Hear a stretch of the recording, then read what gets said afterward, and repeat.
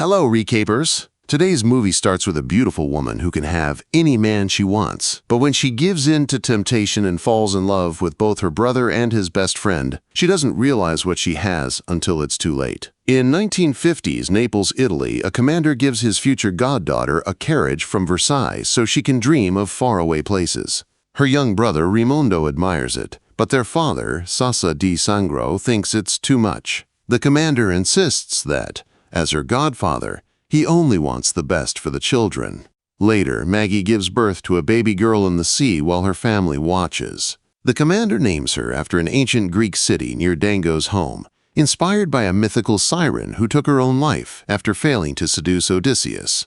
Years pass, and Sandrino, Raimondo's best friend and the gardener's son, watches as Parthenope, now grown, emerges from the sea. He is captivated by her beauty. While sunbathing, she tells him her family is in the heart of Naples, meaning they have the house to themselves. She leads him to her room and lies naked inside the carriage. He asks to join her, but she refuses, only allowing him to look at her body. As Sandrino walks around the bed, admiring her, she enjoys his attention. Later, he asks her to be his girlfriend, but she declines, saying the future is bigger than both of them. When he asks what she is thinking, she does not answer. During college admissions, Parthenope impresses Professor Devoto Marotta by staying calm despite his tough questions. Meanwhile, at home, Raimondo refuses to take over his godfather's shipping company when their father retires. He wants to work as a crew member and sail to the Baltic Sea, believing he can never be happy in Naples, even though it is the most beautiful place in the world. One evening, the family gathers on the patio. Parthenope reads a book by John Cheever and praises her anthropology professor. Her father, feeling hopeless, says that everything seems beautiful when you are young, but life becomes dull with age. Just then, Raimondo burns his lip on hot food. Parthenope gently kisses him to ease his pain. Their mother, Maggie, notices something unusual about their closeness but says nothing. Later, Raimondo catches Sandrino sniffing Parthenope's underwear and realizes they both love her. That afternoon, he goes out to sea, staring blankly before letting himself sink into the water. His family watches in fear from the patio. When he resurfaces, his father tells Parthenope that her brother is fragile, just like him. In 1973, Raimondo tells his family he is going to Capri to meet a woman named Alba Nardella.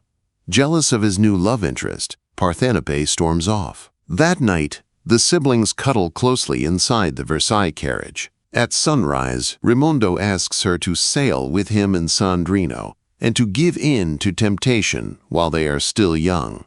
They almost kiss, but Parthenope stops herself and jumps into the sea. Eventually, the three of them go to a hotel in Capri, living out their fantasy. As Parthenope and Sandrino plan their night together, she gets distracted by John Cheever.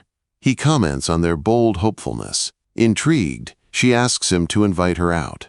At a cafe, a casting agent named Lydia Roca notices her beauty and gives her the phone number of Naples' best acting coach. After Lydia leaves, the writer drunkenly talks about love's uncertainty and how it makes life unbearable. When he stumbles, Parthenope helps him to his room, which is covered with unfinished manuscripts. She reads one about failed relationships and begins to cry. She then asks to fall in love with him, but he gently rejects her, hinting that he is only interested in men. However, he acknowledges her beauty and tells her that, like war, it will open doors for her. After he falls asleep, Parthenope looks at herself in the mirror and starts to understand the power of her beauty. That evening at the bar, Raimondo and Sandrino witness Parthenope talking to a wealthy man. Spitefully, Raimondo makes advances on Alba Nardella. When the couples cross paths while headed in opposite directions, the siblings glare at each other. Once alone with her date, Parthenope realizes she doesn't want to sleep with him and refuses to kiss him. Disappointed by her rejection, he insults her intelligence and calls her ordinary, but she smiles, faintly amused by his childish reaction. She leaves the affluent guest and encounters the American, who apologizes for his earlier demeanor. When they finally introduce themselves, the woman is shocked to find out he's John Cheever and exclaims that she has read all his books. Parthenope wonders if she can join her favorite author for a walk, but he politely declines, saying he doesn't want to steal her youth. Meanwhile, her brother stops Alba from removing her dress and asks if they can talk, because he can't bring himself to be intimate with her. Later, Sandrino admits to Raimondo that he's in love with his sister. His buddy warns him that she doesn't share his feelings and that she's always running away. The men are heartbroken when they see her with someone else.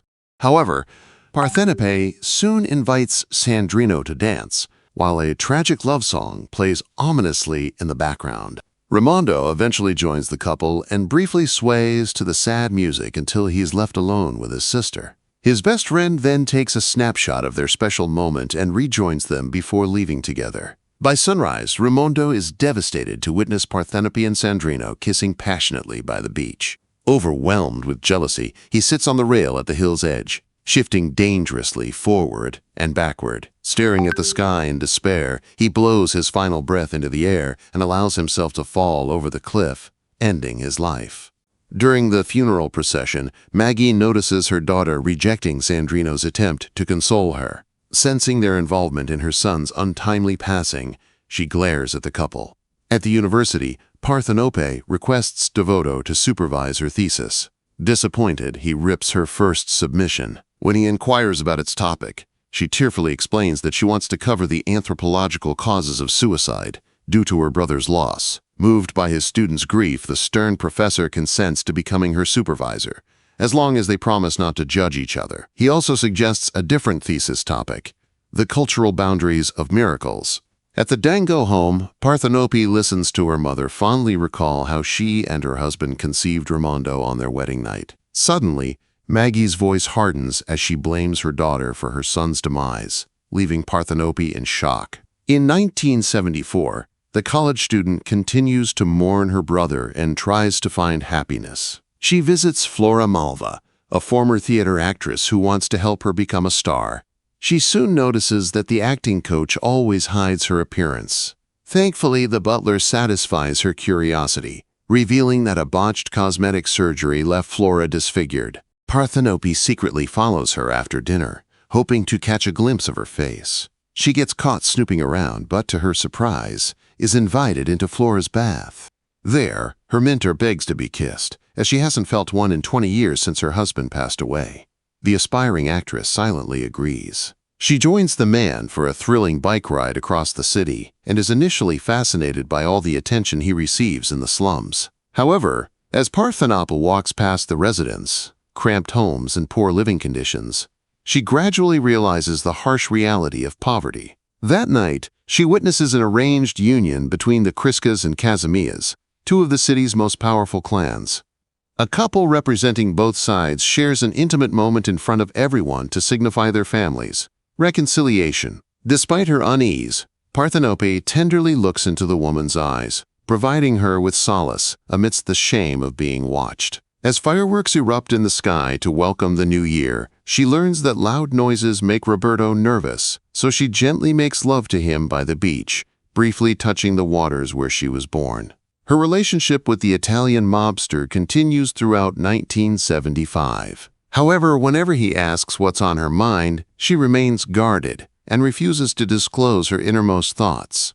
Parthenope soon earns an anthropology degree with honors and receives a recommendation to publish her work. While everyone else has family to congratulate them, no one attends her graduation. Devoto notices her sadness and calls her attention to distract her. In the hallway, he reproaches her for finishing her studies late, and she explains that she had tried to pursue an acting career. She humorously asks her professor if he's going to rip her thesis like before, but instead, he commends her dissertation, believing that with further research, it could be published. The news thrills Parthenope as she wants to teach anthropology. Devoto warns her that she will only end up like him, but she doesn't mind. So the man prompts her to return in May. Weeks later, she realizes she's pregnant with Roberto's child. However, upon seeing that her father is unfit to care for the baby, she decides to have it taken care of by a physician. As Parthenope anxiously awaits the procedure, the nurse tells her to stay calm and assures her it won't take long. Inside the clinic, the doctor instructs her to remove her clothing in preparation for the treatment. Sandrino visits Parthenope in Naples and tells her he moved to Milan because he felt guilty about his friend's death. He believes they are both responsible for Raimondo's passing, but Parthenope blames only him. She says he distracted her with his love that night. Her harsh words make Sandrino wonder if she has ever truly loved anyone. Parthenope admits he was her first love, but says it was just a part of their youth. She tells him he will find another woman to marry. When Sandrino says goodbye, she kisses him, but he does not kiss her back. Later, Devoto asks Parthenope to help him evaluate students. She does not feel ready, but follows him to the auditorium because she has no choice. During the admissions process, she gives a pregnant woman a passing grade, even though she failed the test. Her colleagues do not approve. Later, she finds out that Devoto's wife left him for another man. When she asks about his son, whom he has devoted his life to, he avoids the question. Instead, he asks how her brother died. Shocked, Parthenope admits that she and Raimondo gave in to temptation. When Devoto assumes that her father became distant after losing his son, she realizes he is right. Then, Devoto asks if she wants a hug, and Parthenope immediately hugs him. 7 years later, in 1982, Devoto tells Parthenope he has something important to say. She also has news. At his home, she happily shares that she will write about the miracle of St. Januarius for a journal.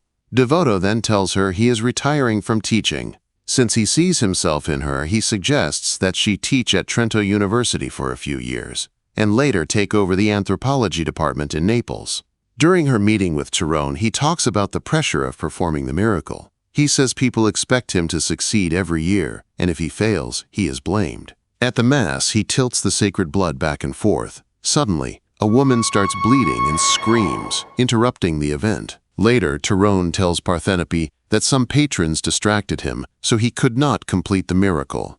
He must wait until next year. The bishop then tells her to let go of her sadness in the church.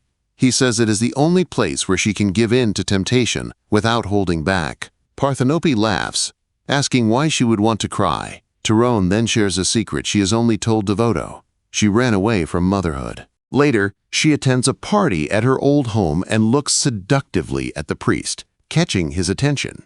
That evening, as women surround him, he talks about his wise mother. His words remind Parthenope of Raimondo, who also knew everything and died young. Tyrone says God wanted to make people happy by giving them childhood, but he believes God got distracted and gave in to temptation, making the simple and pure world of childhood disappear. The next day, the bishop asks Parthenope to wear a jeweled garment in the bedroom. She asks if he wants to know what she is thinking, but he says he already knows. She gives herself to the priest and to temptation. Afterward, she asks if he really understands her deepest thoughts. Tyrone tells her she always thinks about time passing and the struggles of life. Parthenope gives him a sad smile and starts crying. At Devoto's house, he tells her he is finally retiring and expects her to take his position. He introduces her to Stefan, his son, who happily greets her. Devoto explains that Stefan's body is mostly water and salt. Parthenope touches his round belly and smiles when he giggles like a child. Devoto rests his head on Stefan's arm and says goodbye to Parthenope. As she leaves, he watches her walk away. Many years later, Parthenope retires after 40 years of teaching at Trento University. Her students ask if the man in her photo was a past boyfriend, but she avoids the question. The young women ask more about her personal life. She jokes that she fell in love with the bacon in the north, which is why she stayed in Trento instead of returning to Naples. She also says no one ever proposed to her, and that she never had children because she never knew what she truly wanted. When the students ask what she will do after retiring, she fidgets nervously and has no answer. Outside her office, students and teachers celebrate her retirement with a party. She bows to the crowd, just like a theater actress, after a performance. Parthenope returns to Naples and remembers the bittersweet moments she shared with Sandrino and Raimondo. She thinks about how they missed a perfect summer because they were unhappy. She realizes that, like her hometown, she was both sad and carefree, determined yet slow-paced. Standing by the rails in Capri, where her brother died, she remembers being there years ago before everything changed. She realizes she was lonely in her youth, and that all she ever wanted was love to help her survive, even if she knew it would not last. And that's how our story ends. What did you think about the ending? Let me know your thoughts in the comments below. If you enjoyed this recap, don't forget to like, subscribe, and hit the bell so you don't miss our next breakdown. Hello, recappers. Today's movie starts with Josh, a writer, and Nat, who works in marketing, enjoying a fast and exciting romance. One day, they go to a wedding, and the bride's bouquet falls right at their feet. They take it as a sign and decide to get married. Their wedding is beautiful, but there's a small delay when the minister starts coughing badly just before saying, "husband and wife." After a short pause, they're finally declared married. They share a big kiss as the guests cheer. But Nat's sister, Naomi, quietly tells her husband, Hugh, that she doesn't think the marriage will last more than a year. That's an interesting twist. At the reception, the best man, Danny, gives a very awkward speech, but the guests still raise their glasses in a toast. Josh also gives a speech to Nat, thinking she likes being the center of attention. But Naomi says she actually hates it. Josh and Nat have only known each other for 7 months, but Josh is sure she's the one. They kiss again and dance together. Nat, feeling relieved, admits she was worried Josh had planned a surprise dance. But before she can finish her sentence, the music changes, and Josh does exactly that. He starts a special dance, leaving her surprised and embarrassed. After releasing floating lanterns, Josh's parents, Brian and Elaine, quietly offer advice to the newlyweds. If they survive the first year, nothing can break them. That was 9 months ago. Now, Josh and Nat sit in marriage counseling with Linda, a distracted therapist. They both admit that something in their marriage hasn't quite clicked, and the story of the past 9 months begins to unfold. Nat arrives at the office with her coworkers Helen and Claire, trying to discuss their new client, Guy. Josh calls just then, and Nat mistakenly answers on speaker, only to panic when he starts spewing naughty words. Embarrassed, she quickly switches the call as he admits to struggling with writer's block and asks for her help. Later, Nat meets Josh for a meeting with their solicitor, Alan, where they awkwardly go over last wishes and medical crises.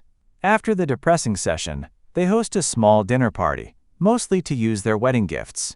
When their honeymoon comes up, they share contrasting views. But the real tension begins when Danny, ever the loudmouth, reveals that Josh and his ex, Chloe, never officially broke up. Chloe had simply left for Africa and stayed for 4 years. Nat is unsettled by the revelation, having never been told about it, though Josh insists he already mentioned it. While clearing the kitchen, Chloe apologizes for the awkward situation, assuring Nat it was a long time ago. Naomi enters and begins venting about her frustrations with Hugh's annoying habits, warning Chloe never to get married. As for Nat, it's too late. She's already tied the knot. The next day, Nat, Helen, and Claire jokingly stereotype Guy, assuming that as an American he'll find the British quaint, unaware that he's sitting nearby, overhearing everything. Meanwhile, at the publishing company, Chloe and Josh discuss his book. He suggests grabbing dinner since Nat will be working late, but Chloe already has plans with Charlie, a coworker. Josh feels a twinge of jealousy but dismisses it as simply concern for Chloe. Back at the office just before the meeting, Claire hurriedly removes Nat's ring, insisting they need to secure the account with Guy. When he arrives, he plays into the brash American stereotype they assumed, only to reveal his real self, leaving the women embarrassed. After the meeting, Nat apologizes for stereotyping him and assures Guy there are better proposals to review. He disagrees, suggesting they get to know each other first. Though Nat tries to mention her recent marriage, Claire's firm nod and her missing ring prompt her to divert, saying she needs to focus on other accounts for a few days instead. At the counseling office, Nat and Josh continue sharing their thoughts on marriage until Linda steps away to take a call. At home, their personalities clash. Even their opinions on what qualifies as a full trash bin differ. Nat is surprised when she receives a huge bouquet of roses from Guy. While she is organized, Josh is the opposite. He also gets frustrated when she sings the wrong lyrics to a famous song on their way to a costume party. But Nat doesn't see the big deal. Back in the present, curses and profanities erupt from Linda, who is clearly frustrated and angry over the phone. It seems the marriage counselor might need counseling herself. Guy takes Nat to visit the harrop factory, where Janet, his longest-serving employee, immediately takes a liking to her. She even suggests Nat would be perfect for Guy, leaving Nat smiling awkwardly. As Guy gives Nat a tour, she notices how happy everyone seems at the factory. He shares that the workers are like family. He's been around the business since he was 2. His father taught him that treating people well earns their kindness in return, a lesson he hopes to pass on to his own children someday. This touches Nat deeply. Back home, Nat tries to discourage Josh from attending a work party, insisting he'll be bored, but he's determined to go. At the party, she urges him to mingle instead of standing by a particular poster, but he refuses. She soon realizes he's waiting there just to make the same joke to anyone who passes by. Frustrated, she walks out. Meanwhile, Chloe and Charlie are out to dinner, but the atmosphere is boring, making Chloe uncomfortable. Back at the party, Guy approaches Nat, surprising her enough that she discreetly removes her ring. She steers the conversation toward work, but Guy isn't interested. He compliments her instead, making her smile. Just then, they spot Josh downstairs, enthusiastically dancing. Mortified, Nat doesn't reveal that he's her husband. When Josh joins them, his usual goofiness leads to him crashing into people's drinks, making Nat even more uncomfortable. He tries to get her to dance, but Guy steps in, encouraging Josh to continue on his own, unaware he's saving Nat from her own husband. After Josh leaves, Guy suggests they go out for some fun, but Nat politely declines and rushes off. She tries to get Josh to leave, but he refuses, leading her to snap in frustration before storming out. Chloe and Charlie take their date back to his place, but things take a weird turn when their coworker Alexandria joins in, turning it into a threesome. Overwhelmed, Chloe eventually leaves, realizing it's too much for her. Charlie doesn't even notice her absence, definitely a disastrous date. The next morning, Nat is still furious with Josh, who crashed on the couch, and she leaves without speaking to him.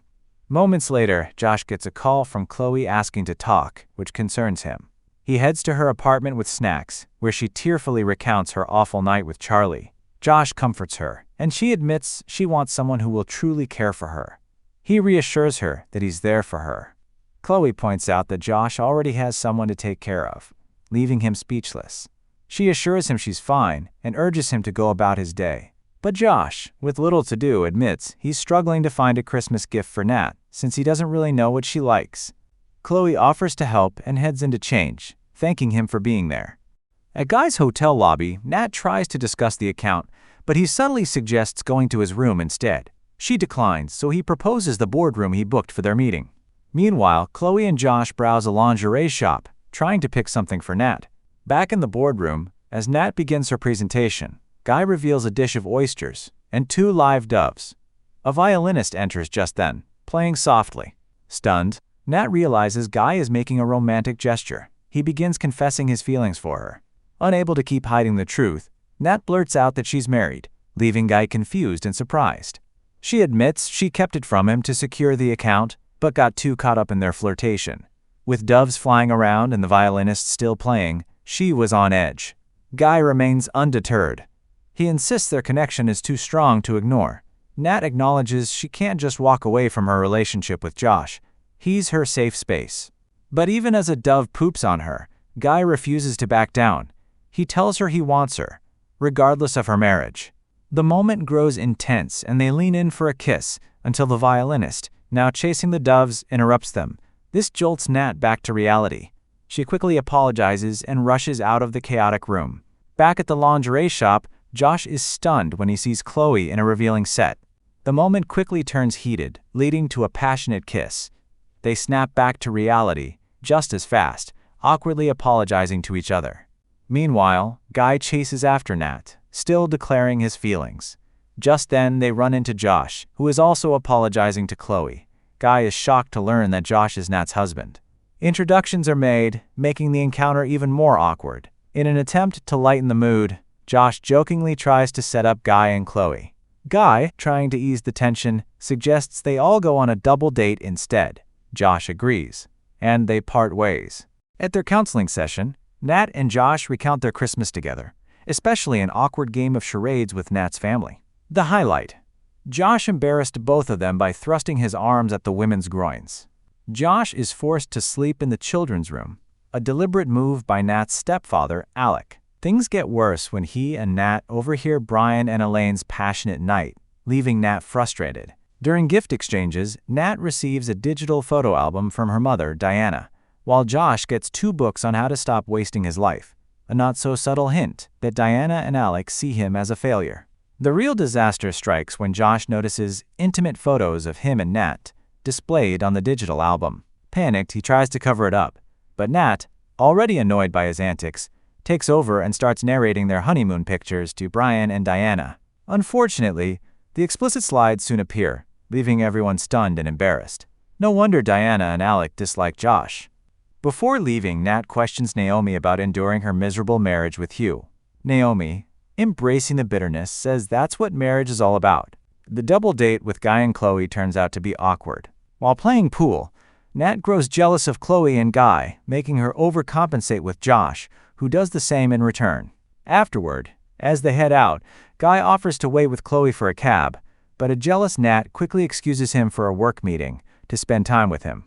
Josh, in turn, stays with Chloe and gives Nat a quick peck before she leaves. Walking alone with Guy, Nat finally gives in to her feelings, pushing him against the wall for a passionate kiss. Their desire flares instantly, and Guy takes things further, tearing off her underwear right then and there. Meanwhile, Josh subtly tries to discredit Guy to Chloe, leaving her confused about his intentions. She confesses she's still in love with Josh and urges him to figure out what he truly wants. Overwhelmed, she questions why he never fought for her. Seeing him is difficult, so she suggests they stop seeing each other because she can't handle the fact that he's married to someone else. With that, she gets into the cab, leaving Josh feeling torn. Nat arrives home and suggests she and Josh have a conversation. She admits the marriage isn't working, and Josh agrees. Instead of walking away, they decide to seek help, leading to the present counseling session. Linda bluntly tells them to go their separate ways before things get worse, like her own marriage, leaving them confused. However, she eventually advises them to focus on making it to their first anniversary, since they're intent on making it work. Over the next 3 months, Nat and Josh tolerate each other's quirks and finally reach their first anniversary. To celebrate, Nat puts on the lingerie Josh got her, but they quickly realize the hook is broken. Clearly, it's from her past fling with Guy. While waiting for Nat to change, Josh has a revelation and tells her he'll meet her at the restaurant before quickly rushing off. He drives with urgency to Chloe's apartment but is disappointed when he sees Chloe warmly embracing Guy before they drive off for a trip together. Meanwhile, Nat is at home contemplating calling Guy, unable to ignore her lingering feelings for him. She eventually arrives at the restaurant only to find a surprise dinner organized by her family and friends. Josh refuses to give up and gets some details from Chloe's neighbor before setting off again. At the dinner, Nat realizes that everyone believed her marriage wouldn't last a year, since she and Josh were never truly compatible, leaving her surprised. She tries calling Josh, who is already late, but he doesn't pick up. Moments later, he finally arrives, drenched, and tells Nat how amazing she is. Everyone finds this heartwarming, but the mood shifts when Josh reveals that while Nat is the perfect wife, she's just not the perfect wife for him. He asks for a divorce right then and there, making Nat the happiest woman in the world as she gleefully agrees. They're both amazed that they've been feeling the same misery for months, but are finally relieved and excited that it's over. Josh tells her he has something important to do, and she happily urges him to go, making him rush off to catch Chloe. Nat also runs off to find Guy, leaving everyone shocked by how things turned out. It might be the happiest breakup ever. At the same time, Josh finds Chloe and Guy just as they're about to catch a train. He tells Chloe that he still loves her. Josh says he and Nat are no longer together, which surprises both Chloe and Guy. Just then, Nat shows up. Josh thinks she wants him back, but Nat quickly says she's actually there for Guy, which makes things a little awkward. Josh says Nat and Guy are a great match, and Nat says the same about Josh and Chloe. Chloe realizes she doesn't feel anything special with Guy, so she chooses Josh. Guy agrees because he has feelings for Nat. As they all go to their real partners at the same time, they bump into each other by accident. After a quick laugh, they end up with the right person, kissing happily. But since it's weird to kiss side by side, they move apart to have some privacy and keep kissing. And that's how our story ends. What did you think about the ending? Let me know your thoughts in the comments below. If you enjoyed this recap, don't forget to like, subscribe, and hit the bell so you don't miss our next breakdown. Hello, recappers! Today's movie starts with the main male character is a Marine named Logan. He had just finished resting after an intense battle when he suddenly saw a bright light ahead. He approached it and picked it up. It turned out to be a photo of a beautiful girl. As he was putting the photo into his pocket, a bomb exploded nearby. When he regained consciousness, he realized that his entire squad had been killed, except for him. A sergeant found the photo and returned it to him, but Logan said it wasn't his. The sergeant left without another word. After that, Logan became determined to return the photo to its rightful owner. He asked many people, but no one knew anything about it. Before his final mission, his teammates joked that the photo was his lucky charm. They said that if he returned safely, he should thank the girl in the picture.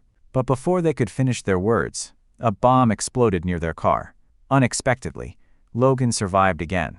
He began to believe that the girl in the photo was his guardian angel, saving him from danger again and again. After being discharged from the army, Logan returned to his sister's house. He longed for a normal life, but the horrors of war continued to haunt him. The memories tormented him and made him miserable. His sister suggested that he visit an old teammate, but she didn't know they were all gone. With no direction in life, Logan felt lost. He needed a reason to live, so he decided to find the girl in the photo. He searched far and wide. Finally, in a bar, he overheard someone mention her. Her name was Lisa, and she ran a pet training camp in the suburbs. Excited, Logan rushed there and finally met her. But before he could explain anything, Lisa assumed he was applying for a job. As they talked, Logan revealed that he was a Marine. Lisa froze for a few seconds. Something from her past had been triggered. When she learned that Logan had traveled 500 kilometers to get there, she grew suspicious. Lisa asked her grandmother to send him away. However, her grandmother found Logan kind and trustworthy, so she hired him instead. Just like that, Logan started his new job. Logan worked hard and quickly adapted. He fixed up the house and even repaired a long-broken car. Grandma was pleased and told Lisa she had made the right choice, but Lisa remained cautious. She had caught Logan staring at her several times, which made her uneasy. Over time, Lisa's son grew fond of Logan. They chatted and played chess together. Seeing how well they got along, Lisa began to develop feelings for Logan. Before leaving one day, Logan tried to tell her the truth, but standing in front of her, he couldn't find the words. The next day, after visiting a grave with her grandmother, Lisa came home and had an emotional breakdown in the garden. Logan saw everything and went to comfort her. It turned out that Lisa's brother had also been a Marine and had died in battle 6 months earlier. The army never revealed the cause of his death, and rumors even suggested that his teammates might have been involved. Lisa and her brother had been very close, and she often remembered their happy moments together. These memories caused her deep pain. Logan held her gently, hoping to help her heal. Gradually, Logan became like family. His presence filled the void left by her brother, and the household began to feel whole again. One day, Lisa's ex-husband Kate came to take their son to a baseball game. When they returned, the boy was injured, and Lisa noticed her ex-husband's cold indifference. She became furious, and they had a heated argument. At that moment, Logan stepped in and told Kate to take his hands off Lisa. From Kate's expression, it was clear he wouldn't let this go. Later, Logan asked Lisa why her ex-husband treated her that way. Lisa explained that Kate was a police officer with many connections. She didn't want to lose custody of her son. As long as her son was with her, she could endure anything. Hearing this, Logan realized he might be getting too involved. "I just want to make sure you're okay," he said before leaving, disappointed. Lisa, touched by his concern, looked at the photo and decided to give herself a chance. She ran outside and invited Logan to dinner. That evening, they dined at a lakeside restaurant, their first date. As the night went on, their chemistry grew stronger. They returned to Logan's place, and, just as they were about to kiss, a police car arrived. The officer told Lisa she had to go home, clearly a move by her ex-husband to sabotage the date. The next day, Lisa gazed at Logan through the window with longing in her eyes.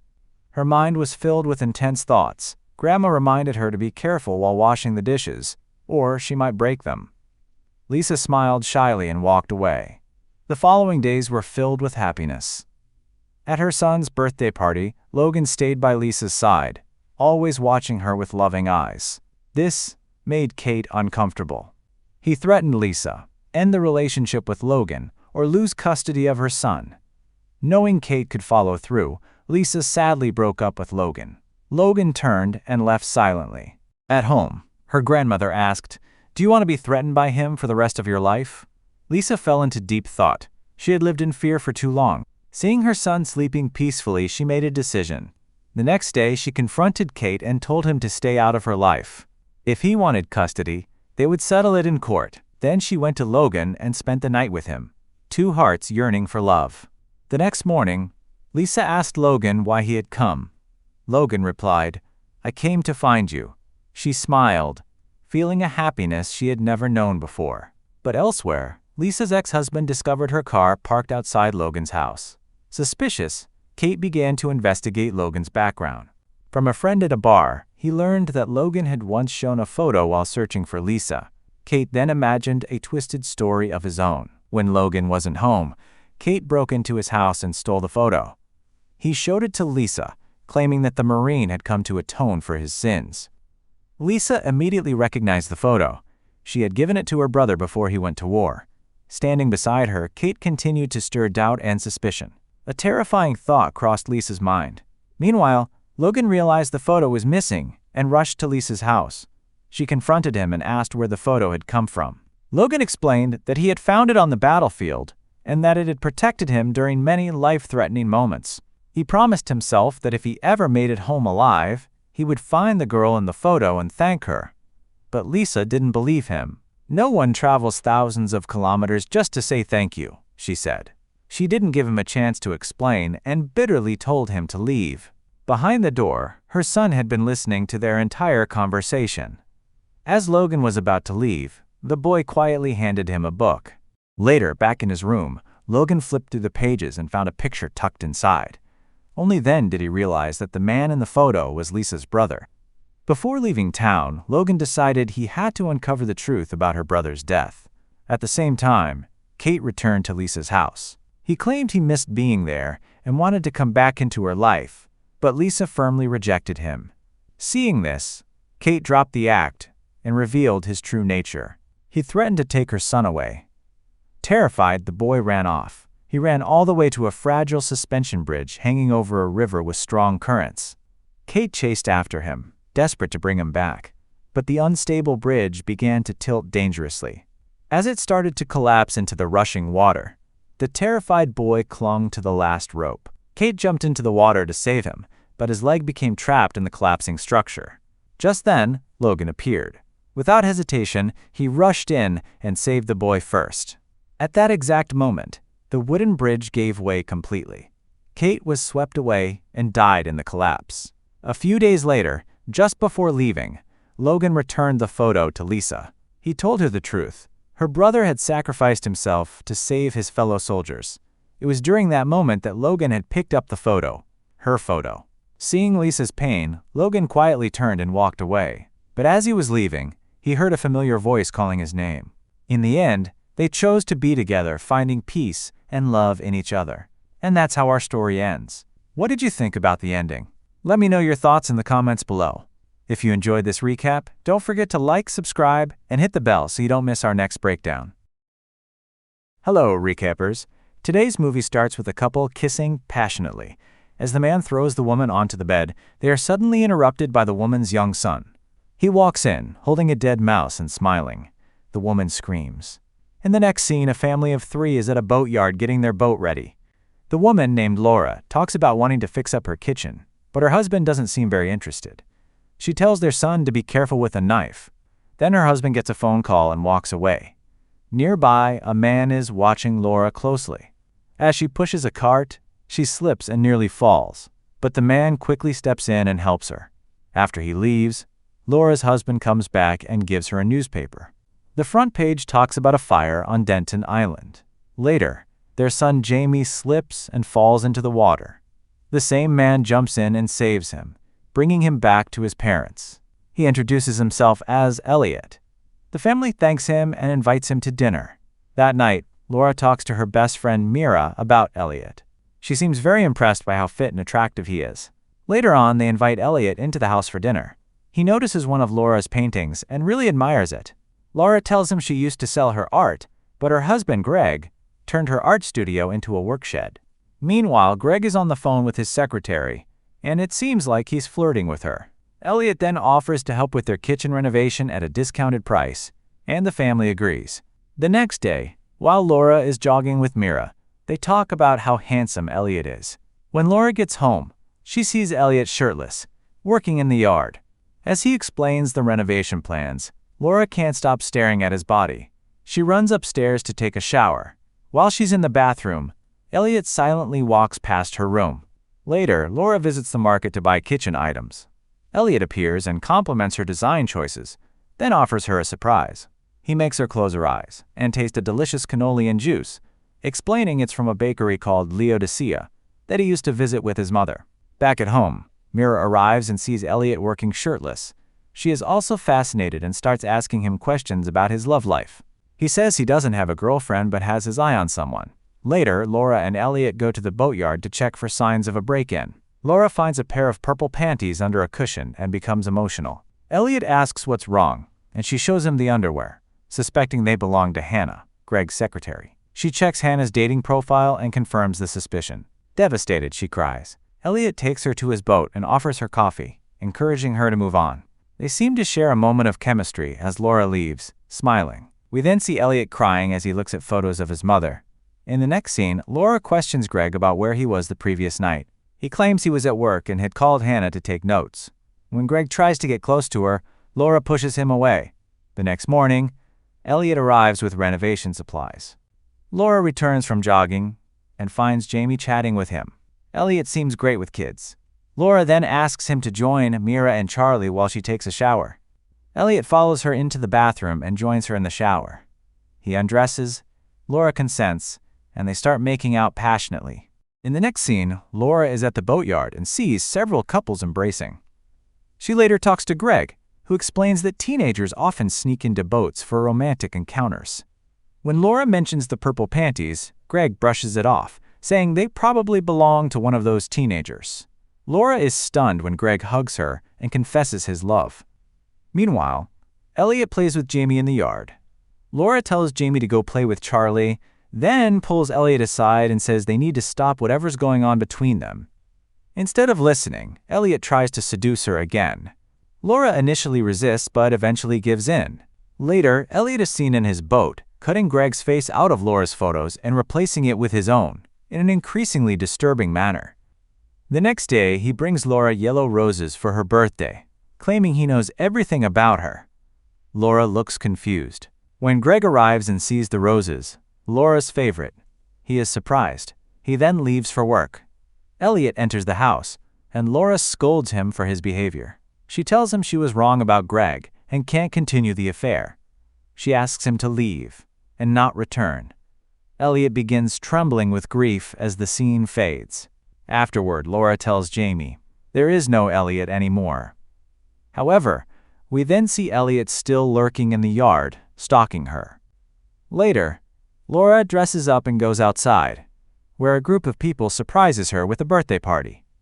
She thanks them and kisses her husband while Elliot watches from afar. Hannah shows up and tells Laura how excited Greg was to plan the party. He had Hannah work late to ensure everything went perfectly. Greg introduces Elliot to Hannah, who eyes him seductively. Elliot, however, can't stop looking at Laura. He excuses himself, but the women follow. Hannah tries to speak to him, but he barely responds, still focused on Laura. After the party, Hannah chases after Elliot and asks him to take her with him. Meanwhile, Laura is in bed with Greg and decides to confess what happened with Elliot. Greg stops her, telling her she is amazing, complimenting her until they fall into romance. Elliot, on the other hand, takes Hannah to his boat. She throws herself at him, but he shows no interest. Realizing this, she gets annoyed and prepares to leave, only to discover Laura's pictures all over the wall. She accuses him of being a creep, and Elliot strangles her from behind. The next morning, Laura is watering the plants when Greg arrives and says sweet things to her. He promises that once the trip is over, they'll have more time together, and they kiss. Inside the house, Elliot watches them with burning jealousy. Laura then goes to the work shed and finds that it has been turned into a studio. She sees canvases scattered all around, but on each one, Elliot and Laura Forever is written. Laura is bewildered by the sight. Suddenly, she hears Jamie scream. She rushes to the yard, where he tells her that Elliot was there. Laura immediately runs outside and confronts Elliot. She tells him to leave them alone and stop with the surprises. Elliot is clearly obsessed with her and insists that she and Greg are finished. His obsession quickly escalates into aggressive behavior. He grabs her forcefully. Laura screams, and Jamie witnesses everything. Seeing Jamie, Elliot lets go of Laura and leaves. That night, Laura visits Elliot's website and reads reviews about his work. She comes across a disturbing comment from a user named Purple Wallflower, claiming that Elliot destroyed her life. The next morning, Laura travels to Denton Island and visits a shop. She asks the owner about the purple wallflower. The shopkeeper tells her about a woman named Willie Hamill and gives Laura her address. When Laura visits Willie, the woman reveals that Elliot ruined her life, her marriage, her family. She warns Laura that Elliot is dangerous and urges her to look into what he did to his own mother. In the next scene, Hannah's body is found floating in the water. Mira and Bill see the news report on TV and try to call Greg. Just as Greg is about to answer, Elliot appears behind him, and the scene fades out. Meanwhile, Laura wakes up terrified. She grabs a baseball bat and heads downstairs, hearing strange noises and the sound of things breaking. In the kitchen, she finds the same cannoli Elliot once made her taste, and a window frame that has been completely smashed. In the next scene, Greg is seen tied to a pole on the boat. He manages to break free and tries to escape, but Elliot hits him. Back at home, Laura confides in Mira, expressing her fear about Greg's disappearance. She admits she had an affair with Elliot and that he is now completely obsessed with her. Mira warns her to be extremely careful. Laura then visits the bakery and speaks to an elderly woman at the counter. On the wall, Laura sees a memory display with photo frames. The old woman tells her about Elliot, how he used to come there with his mother as a child. She explains that Elliot's mother had an unfaithful husband, which deeply affected Elliot and shaped who he is today. Things turned worse when Elliot burned down their house. Laura listens, horrified. As she's about to leave, the woman mentions that Elliot came in that morning and said he was going to marry a widow and become a stepfather. Terrified, Laura rushes home, and to her horror, finds Elliot waiting for her. She demands to know Greg's whereabouts, but Elliot grows violent and starts physically assaulting her. Jamie walks in, but Elliot sends him away. He then drags Laura to the bedroom, ties her up, but she eventually manages to break free. Pretending to love him, she tells Elliot she now realizes how much she loves him. Elliot believes Laura when she pretends to love him, so he unties her. They go downstairs to have dinner. Jamie is tied up nearby, but Laura tells him to stay calm and act normal. Just then, Mira and Bill arrive.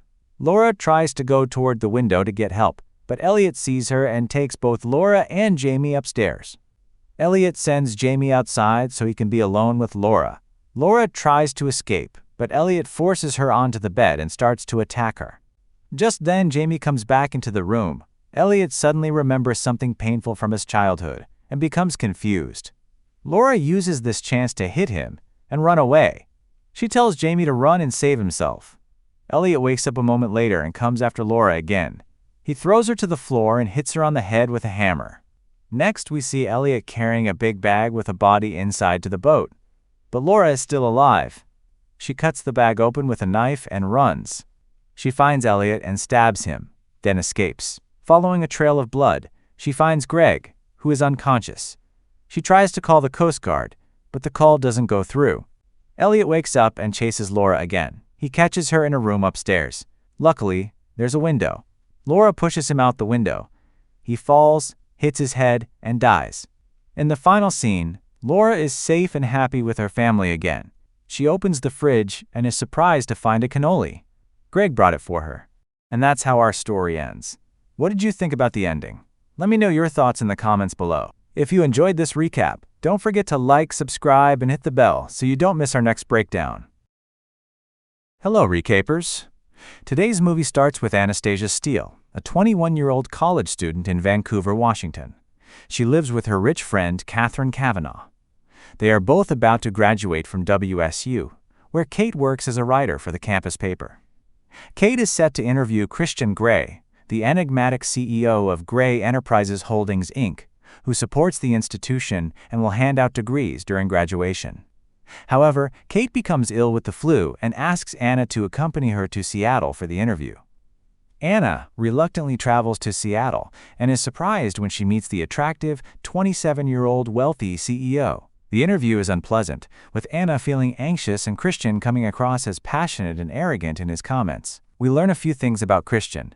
He is a control freak, he was adopted, and he is not homosexual, despite rarely being seen with women, even though he has excellent looks and prominence. He even flips the script and starts asking Anna questions about herself, hinting at a playful connection between them. After the interview, Christian follows Anna to the elevators, where they part ways. Anna feels humiliated by how she handled the interview, but she is also charmed by Christian. She suppresses her feelings. They run into Anna and Kate's friend Jose Rodriguez, a photographer who has a crush on Anna. Later that week, Anna goes to her part-time job at Clayton's Hardware and is astonished when Christian walks in. He claims to be in town on business and needs a few items. Despite being completely disarmed by Christian, Anna tries to maintain her professional demeanor. Paul, the owner's son, enters the store and offers Anna a pretty strong embrace, which instantly turns Christian off. Christian and Anna discuss doing a photo session for Kate's piece the next day. As Paul retreats, Christian hands Anna his business card and expresses regret that Kate was unable to attend the interview. Anna ultimately admits she likes Christian, but realizes it is a lost cause because of who he is. Anna and Kate arrange for Jose to photograph Christian at Portland's Heathman Hotel. The photo shoot goes well, and Christian invites Anna to join him for coffee afterward. Kate and Jose are upset by this change of events. Kate even believes that Christian is dangerous, and that Anna is too pure to start anything with him. Christian and Anna get to know each other a bit more personally over coffee. He speaks about his mother Grace, his father Carrick, his older brother Elliot, and his younger sister Mia. Anna briefly speaks about her mother Carla and stepfather. Christian also inquires about her love life, asking if she is interested in Jose or Paul, to which she responds that she is not. She then asks about Christian's girlfriend's status, to which he replies, "I don't do the girlfriend thing." A bike nearly strikes Anna as she walks to her car, but Christian pulls her out of the way just in time. They hug, and she wants to kiss him, but he refuses and advises her to avoid him since he is not the appropriate person for her. They part ways, and Anna is very heartbroken, telling herself that she will never see him again. Anna and Kate plan to celebrate at a pub after their final exams. Before this, Christian sends Anna very rare and expensive books. Anna is confused because she has already rejected him. That night, Anna gets very drunk and calls Christian to ask why he sent the books. He is worried about her and comes to find her. Outside the bar, Christian stops another man from getting too close to Anna and takes care of her when she gets sick. He brings her to his hotel room and explains they did not sleep together. He only helped her and cleaned her clothes. The next morning, they talk. Christian says the books were an apology and admits he cannot stay away from her. They discuss Anna's future plans. He says he wants her agreement before starting anything serious. Anna agrees to visit his apartment in Seattle. Later, Christian takes Anna to Seattle by helicopter. At his apartment, he shows her a private room and explains that he wants a special relationship where he is in control and she must follow rules. Anna is shocked but stays to listen. Christian gives her papers to read and explains his past relationships. Christian later learns Anna has no past sexual experience, which surprises him. They spend the night together. The next day, they share breakfast and time together until Christian's mother visits briefly. After she leaves, Christian gives Anna another contract about the kind of relationship he wants. Christian takes Anna home and stops for lunch on the way. They talk about his sexual history and lack of regular dating or relationship experience. Christian says that when he was a teenager, he was lured by his mother's friend and became her slave for 6 years. They are still close friends to this day, and his mother has no idea. Anna returns home to receive invitations for multiple interviews with Seattle publishing firms. She discloses the fact that she and Christian had sex. She finally pulls out the contract and reads it. After considerable deliberation, she is overwhelmed by the contract but understands that if she refuses to have a BDSM relationship, she will have no relationship with Christian at all. The next day, Christian sends Anna a brand new MacBook Pro and gives her an email address so that he may contact her. They exchange a few emails back and forth, detailing their next date on Wednesday and contract concerns. Anna works at Clayton's and has coffee with Jose during her lunch break. They are buddies again after she forgives him for making a pass at her. Later that night, Anna and Christian exchange flirtatious emails before Anna begins her BDSM study on the internet. Anna contacts her mother to talk about Bob and how she won't be able to watch Anna graduate, which Anna accepts. She and Christian exchange more emails, with him confirming their appointment for 7 p.m. the next day, when he would pick her up. She insists on driving herself, and he hesitantly agrees. On their next dinner date, the two discuss the contract conditions as well as Anna's hard and soft limitations. She desires a love relationship with him, but he declines. Anna becomes overwhelmed once more and drives herself home. Upon reaching home, she sees Christian's email saying that he hopes she will take him up on his offer, as he really wants to make things work between them. She cries and goes to sleep. Christian appears for her graduation, where he will deliver the commencement address. Anna eventually caves, agreeing to be his slave. Following that, at the graduation, Kate ends up introducing Christian to Ray as Anna's boyfriend. Christian gives Anna an expensive car as her graduation gift. Christian leaves, and Anna calls her mother. They have an intense chat about men, and she urges Anna to visit them in Georgia and get away for a time. Anna spends more and more time in the Red Room of pain and pleasure with Christian. When Anna and Kate relocate to their new apartment in Seattle, Christian invites her to his parents' house. There, she tells him that she wants to visit her mother in Georgia because she needs separation from their relationship. She becomes increasingly perplexed by Christian's actions. She wants to know why he won't allow her to express affection in the way she wants, and why he feels the need to control everything she does. Even though her feelings for him are growing, she thinks about him practically frequently. As they eventually fall asleep, Christian reveals to Anna that his birth mother was a crack addict and a prostitute who died when he was 4 years old. Anna is visiting her mother in Georgia and having dinner with her mother and her stepdad. Before sleeping, Anna texts Christian that she misses him and wishes he was there with her, to which he replies that he misses her as well and that he was out for dinner with his friends. Anna tauntingly replies, "What friends, Mrs. Robinson?" Christian tells her not to worry about it. He tries calling Anna, but she does not pick up the phone and goes to sleep. The next day, while Anna is out at a cafe with her mom, Christian unexpectedly shows up. Anna is still upset with him and tells him that she broke a rule in the contract by drinking. Christian tells her not to worry about it and not to talk about the contract for now. The next day, Christian takes her gliding, which they both enjoy a lot. On the way back, they have a romantic conversation, during which Christian gets a call and tells Anna that he has to leave for Seattle. After some days, when Anna returns to Seattle, Christian's driver comes to pick her up from the airport. When she asks him about Christian, he tells her that Christian is really very busy. She goes to visit Christian and finds him talking on the phone regarding his business. When she asks him if everything is okay, he replies that it is nothing that concerns her. Later, they go to the Red Room and have a wild, steamy night together. In the next scene, Christian is seen playing the piano, and Anna approaches him. He looks tense, and Anna asks him why he would not share his feelings with her and tries to touch his face, but Christian refuses to let her touch him. They have an argument which results in Anna asking Christian to show her how he will punish her. They go to the Red Room, and Christian tries to punish her but does not feel the same about it.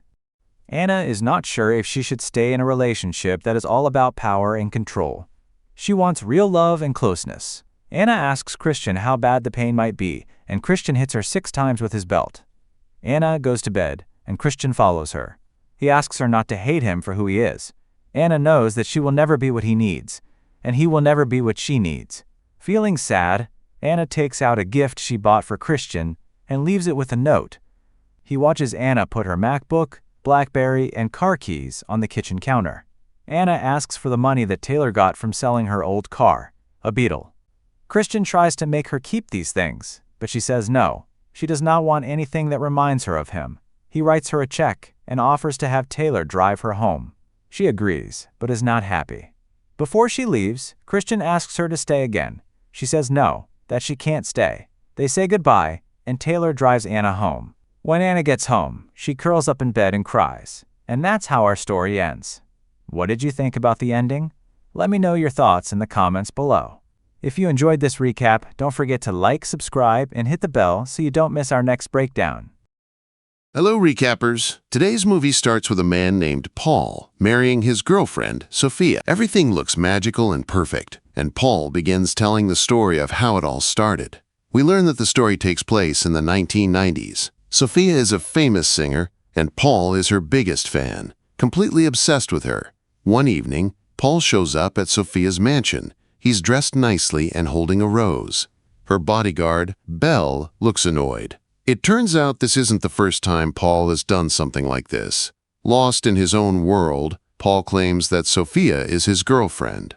But Belle tells him to leave and threatens to call the police. Paul apologizes and starts to walk away, so Belle goes back inside. A few moments later, however, the doorbell rings again. When Bell opens the door, he's shocked. Paul is standing there with a knife pressed to his own neck, threatening to kill himself. Bell tries to calm him down, but Paul is losing touch with reality. He mistakes Bell for Sophia, pulls out an imaginary ring and proposes to him.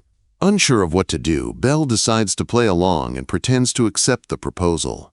Paul gets excited, starts talking about wedding plans, and moves in to hug Bell.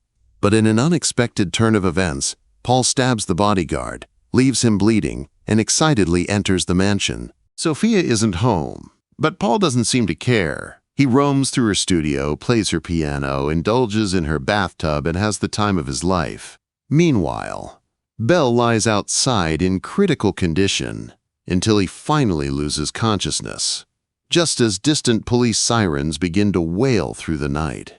The scene cuts to 6 months later. Sophia is at her mansion, relaxing with her casual fling, Rhodes, a famous basketball player. She is soon called by her assistant, Kaylor, who reveals that Bell has just arrived at the mansion. It turns out he has recovered from his injuries and is resuming his role as her bodyguard. Sophia rushes to hug him, revealing the sweet bond they share. In the following scene, we see a burly man named J.H., and Paul's voice is heard in a voiceover. He asks J.H. to pick up his parcel from the post office and prepare for their next move.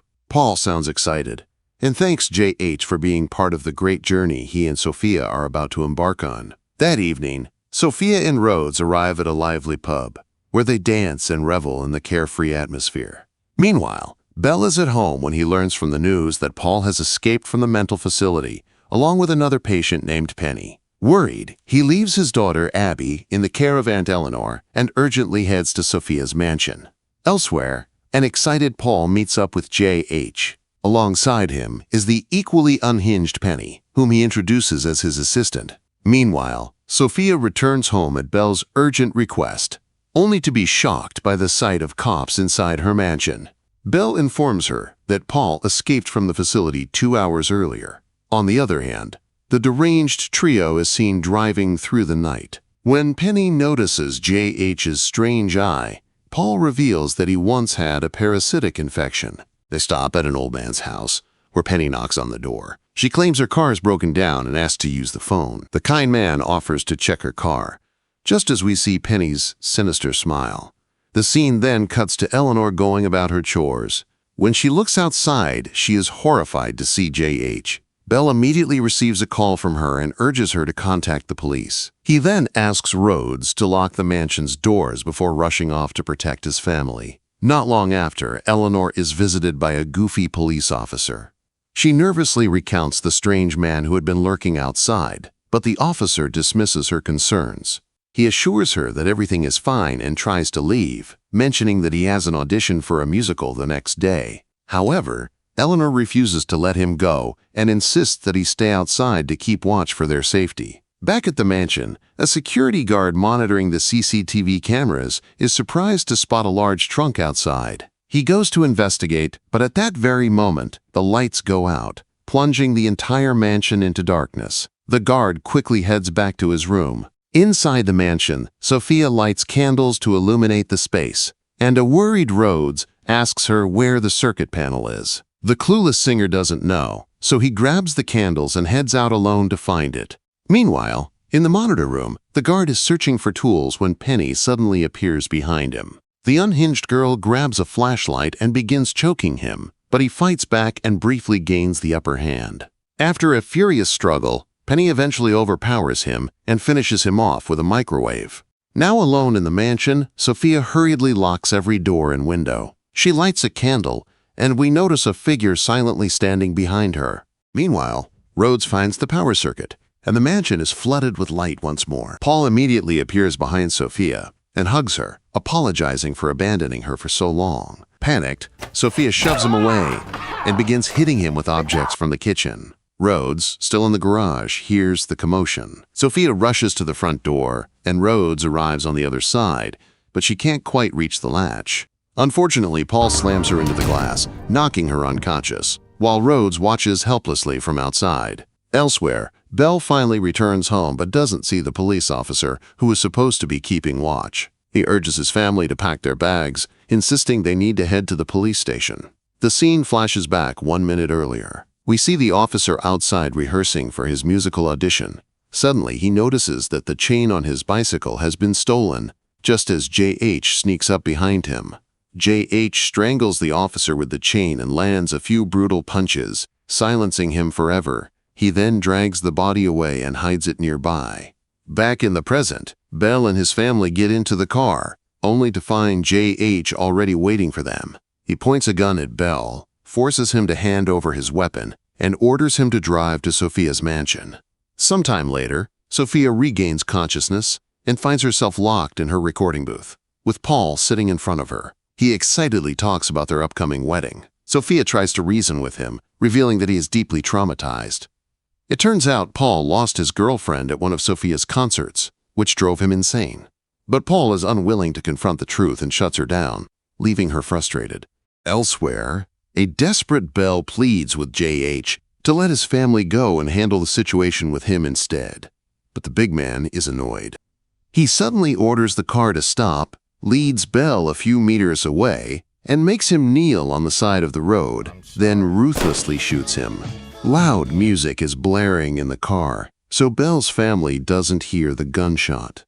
J.H. returns to the vehicle and forces Eleanor to continue driving to Sophia's mansion. Meanwhile, Paul excitedly introduces Sophia to Penny, claiming that she also sings and plays piano, just like her. He leaves the two women alone to get acquainted and heads off to prepare for the wedding. Paul dresses in an elegant suit and opens a package to reveal a fancy dagger. With a sinister smile, he walks downstairs and eagerly greets Eleanor and Abby, who are being forced to attend the wedding as guests. On the other hand, Penny shows Sophia the wedding dress and compliments her body and skin. But she also expresses disappointment, saying she thought the singer would be more beautiful. Sophia seizes the opportunity and asks the psycho girl to bring her makeup bag from the bathroom, saying it will fix her face. Penny eagerly goes to fetch it. After that, Sophia exits the recording booth and grabs a guitar. She hides behind the door, ready to strike when Penny returns. But when she launches the attack, she is taken aback to see that it is Rhodes, who collapses unconscious. In the living room, Paul excitedly tells Abby that he wants her to be the flower girl, and that J.H. has already picked out a dress for her. The little girl, however, is curious about the noise coming from the trunk and asks if someone is inside. Paul gives her permission to open it, and to her shock, the trunk reveals the old man from earlier, the one Penny had asked for help and then attacked. He turns out to be a priest whom Paul kidnapped to officiate his twisted wedding to Sophia. Elsewhere, Sophia manages to wake Rhodes and apologizes for hitting him. But before they can say more, Penny and Sophia engage in a fierce struggle that ends with Sophia crashing into a piano. The crazy girl then begins to play and even invites Sophia to perform a duet, leaving her confused. Penny sings with such an angelic voice that it captivates Sophia, who can't help but join in. Meanwhile, Rhodes regains consciousness and is confused about what is happening. Moments later, Penny suddenly stops the performance and hits Sophia for singing off-key. She throws both of them onto the balcony, and they continue fighting. During the scuffle, Penny sprays Sophia with a flammable liquid and tries to burn her with a match. But before she can, Sophia attacks her with a sharp object and takes the opportunity to pour the flammable liquid on Penny instead. She flicks her lighter, and the psycho woman urges her to go ahead and burn her. But Sophia, being a normal person, can't bring herself to kill someone. Next, Sophia checks on Rhodes and tries to call the cops, but Penny suddenly reappears and attacks her again. The two get into another fierce fight, which ends with the injured Penny being shoved inside the recording booth. This time, Sophia shows no remorse. She lights a piece of paper and tosses it through the small booth window. Within seconds, Penny is engulfed in flames, while Sophia watches in horror. Overcome with guilt, she tries to help by using a fire extinguisher, but it's too late. Penny is already burned to a crisp.